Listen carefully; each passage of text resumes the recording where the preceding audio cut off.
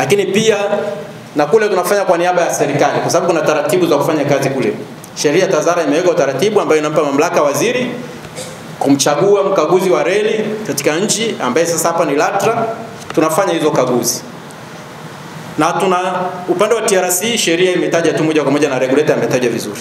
Sasa katika hizi kaguzi 275 143 zilikuwa na shirika la reli na kaguzi 132 zilikuwa ni za TAZARA. Upande wa SGR ambayo ndio ilikuwa story kubwa katika kipindi hiki cha awamu ya 6, tulikuwa na kazi kubwa ya kufanya. Kabla hujaona treni inaingia, kichwa cha treni au mabehewa, tuna wajibu wa kwenda huko zinakotengenezwa kwa viwango ambavyo vimethibitishwa, kwenda kuvikagua na kuruhusu sasa zinaweza kuletwa nchini. Zikifika nchini, tuna jukumu za kuzikagua ubora wake zilipofika nchini. Hizo treni unaona vichwa mabehewa. Na kabla ya kuziruhusu kufanya kazi, tunasafiri nazo na kuangalia stability na uwezo wake wa mwendo ule ambao umekadiriwa kufuatana na design. Lakini kama tunavyofanya kwenye mabasi, madereva wote wa treni ni jukumu la LATRA kuwathibitisha kwamba wanazo sifa za kuendesha treni ama ya umeme ama zile ambazo zinatumia mafuta. Kwa hiyo katika kipindi hiki tuliweza kukagua na kuthibitisha jumla ya vichwa 17 zile locomotives, mabehewa 56 za treni, alafu kuna zile zingine zinaitwa treni za seti za umeme EMUs, mbona zile mchongoko 10. Katika ile kila moja inabeba mabehewa kama 8 nafikiri 10. Lakini kuna mabehewa ya mizigo 264. Na haya yalikaguliwa kabla hayajaja nchini na baada ya kufika nchini. Na nchi ambazo wataalamu wetu tuliwapeleka wakiambatana na wale wa TRC, kwa sababu huwezi kwenda mwenyewe kichwa ukasema ana nishakagua nimekuta kuna mapungufu. Mnakwenda kama timu, wataalamu wa shirika la reli TRC, wanakwenda wataalamu kutoka Wizara ya Uchukuzi na sisi kama regulator sasa. Kwa hiyo tukaenda nchi Korea, China, Malaysia na Ujerumani. Huko ndo ambako vilitoka hivi vifaa. Kwa hiyo katika majaribio yetu tunaporidhika tunatoa vyeti kusema kwamba ina ubora. Kama vile polisi anapotoa traffic anasema hii zina ubora wa kutumika, vehicle inspection report. Kwa hiyo na sisi tunatoa huko kwenye reli hivyo hivyo. Kingine ambacho tumekifanya kwenye SGR, mnafahamu kwenye masuala ya kiuchumi tunapanga nauli. Na fahamu na yawezekana tulilalamikiwa kwamba tumepanga nauli ya chini mno kwa Tanzania. Tulipanda nauli za chini za SGR. Nashukuru nilipata bahati ya kukutana na mwenyewe Mheshimiwa Rais na kufafanua kwa sababu mimi mteuli wake, sio? Alitwita pamoja na wenzangu wa TRC tukazungumza. Sisi LATRA katika majukumu yetu mojawapo ni kuhakikisha Watanzania wanapata hizi huduma na wanazifikia, hata wale wa pato la chini, na tunawaangalia zaidi wale ambao ni wa pato la chini. Wenye pato la juu, hata kwenye mabasi, nenda kwenye luxury bus, pangeni nauli zenu. Na tuna vigezo vya basi tukiita luxury, pangeni nauli mnazotaka. Lakini daraja la uchumi, daraja la kati, tutapanga nauli ili Mtanzania yote katika hali yake asikose huduma ya usafiri. Hilo ni jukumu. Kwa hiyo pia tulipopanga nauli za SGR tulizingatia upya wa huduma.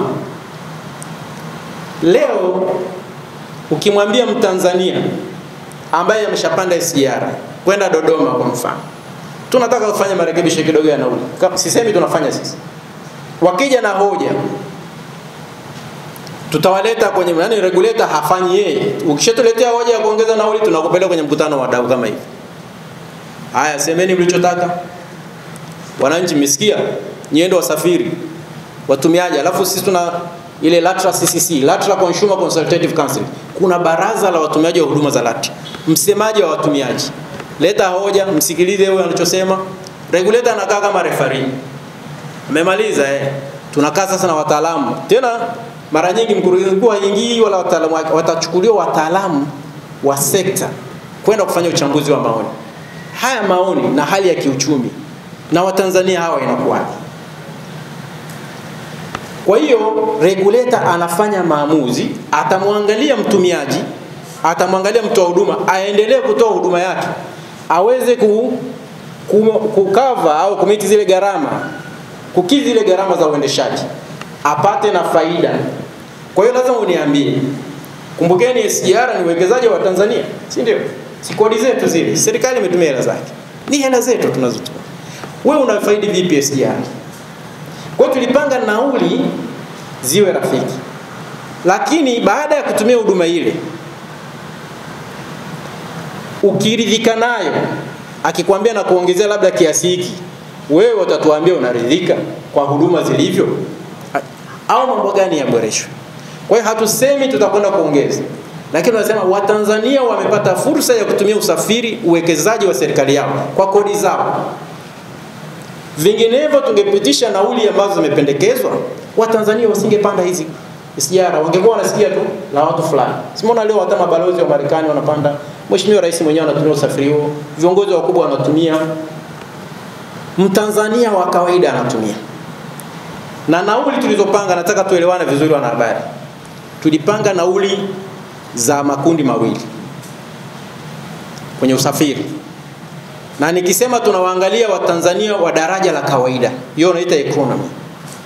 Kwa treni inayoenda kwa kisimama kila kituo tumeita ya kawaida. Lakini kuna treni ya haraka, express train. Ile inaondoka saa 12 inaitwa express train. Ukipanda ile kwenda Dodoma utalipa shilingi 16,000. Utalipa 50,000 kwenda Dodoma utalipa 50,000.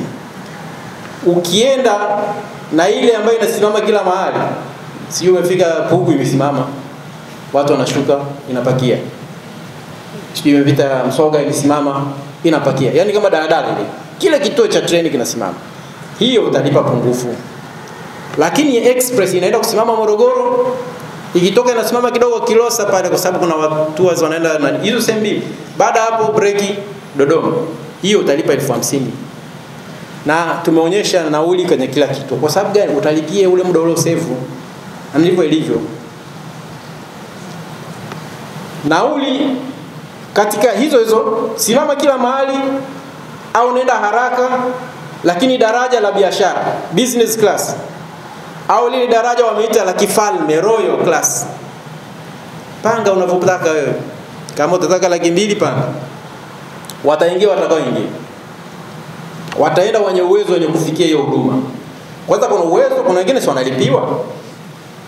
Una uwezo lakini unaifikia kwa sababu ya kupitia labda mwajiri anakulipia, nenda wahi. Kwa hiyo hilo ndio jambo ambalo lakini kikubwa ninachosema ndugu zangu, tunawaangalia Watanzania watumiaji wa hali zote. Mtu asiwe mnyonge katika nchi yake. Ndio maana hakuna kumdhibiti. Na ndio maana serikali haipo kwenye kutoa huduma, wanatoa huduma watu wengine, lakini amemweka regulator pale. Regulator ni independent. Maamuzi ya nauli yanafanywa na mamlaka ya udhibiti usafiri ardhini kwa amri ya bodi chini ya sheria ya LATRA kifungu cha 19 kifungu kidogo cha 3 19 subsection 3. Hiyo inatoa kwamba ukishafanya maamuzi utatangaza kwenye gazeti la serikali, government gazette. Ukishatangaza kwenye gazeti la serikali inatolewa siku 14. Hiyo ukienda kwenye kanuni za tozo nayo imesema siku 14 kabla haianza kutumika rasmi. Katika hizi siku 14 kuna watu wanaweza kwenda malalamiko, au wewe mwenyewe ambaye umeomba hujaridhika, unaruhusiwa sasa kukata rufaa. Ukikata rufaa, ukienda kwenye sheria ya LATRA imekuambia rufaa utapeleka kwenye jopo la mapitio review panel, ambayo tena hiyo sasa sio LATRA mwenyewe, ni watu wa nje, na maamuzi yao yatapelekwa kwenye bodi. Usiporidhika na maamuzi ya bodi yanakuwa kama maamuzi ya mahakama kuu, utapeleka kwenye rufaa, ambayo rufaa inaenda kwenye sheria ya Baraza la Ushindani, Fair Competition Tribunal. Kwa hiyo huo ndio utaratibu. Kwa hiyo kwa kifupi sana ni hivyo. Eneo la tatu la udhibiti wa usafiri tunasema ni usafiri wa waya. Ndugu zangu, usafiri wa waya ulikuwepo kwenye sheria ya LATRA. haukuwepo kwenye Sumatra. Kwa hiyo maeneo matatu ambayo LATRA anayadhibiti: usafiri wa waya, usafiri wa barabara, usafiri wa reli na usafiri wa waya. Awamu hii ya Mheshimiwa Daktari Samia Suluhu Hassan ndio awamu ambayo sisi aliotuweka madarakani na timu yangu na LATRA kwa jumla na bodi yetu, tukasema eneo la usafiri wa waya tunahitaji kulifanyia kazi, na limekuja wakati ambapo ni muafaka na maono ya Mheshimiwa Rais ya kukuza utalii katika nchi. Nchi nyingi usafiri huu ni wa kitalii. LATRA alivyopewa ilikuwa ni yale maono kwamba LATRA tutakuwa na usafiri wa ardhini kwenye waya. Kwa hiyo tulichofanya kwenye eneo hili, kwanza tumefanya tafiti ndogo ya awali kuona fursa ziko wapi. Tukapata kuna mikoa kama 8 na fursa hizo: Arusha, Kilimanjaro, Tanga, Dar es Salaam, Pwani, Morogoro, Iringa na Mbeya. Ziko fursa. Na nikisema Kilimanjaro mara moja mnajua kwenye mlima, si ndio? Kumbuka ukizungumza hivi utapigiwa simu kutoka Kilimanjaro, bwana wewe huko kuna porters ndio maisha yao hao na haribia. Jamani, hizi ni fursa. Wewe usifikiri wewe utabakia hapa siku zote. Kuna mabadiliko ya kiteknolojia. Kuna wenzetu wanatoka huko na fedha zao. Huu mlima Kilimanjaro ni mlima mrefu wa pili duniani baada ya mlima Everest. Mtu anataka apande aondoke, hana siku 7 za kupanda kule mpaka afike siku Kibo wapi muziki aendelee. Yeye anataka kebo, akifika na lipe lake anarudi anatuachia dola, si ndio? Atakaa kwenye hoteli kidogo, atakwenda Serengeti, atakwenda Ngorongoro Crater, atakwenda Mikumi, Tarangire na kwingineko kwenye fursa za kusema. Huyu mwenye uwezo wa kulipa au mwingine afya yake hawezi kupanda mlima, kwa nini usimpe alternative ya kwenda kwa kutumia kebo? Akaenda akalipia karudi. Wakupanda kwa hobi zile za kupanda kwa wapo. Na fursa ni kubwa. Sasa hivi wamefurika watalii. Kwa tukasema eneo hili nalo tulifanyia kazi, na tunashukuru kwamba wizara yetu ya uchukuzi imeichukulia kwa uzito unaostahili. Mheshimiwa Waziri alisharuhusu mchakato ukaanza, na mtakumbuka mwaka jana tarehe 23 Disemba ulifanyika mkutano wa wadau baada ya ile rasimu kukamilika. Rasimu ilivyokamilika ishapelekwa kwa mwanasheria mkuu wa serikali, sasa hivi kwa mapitio yake.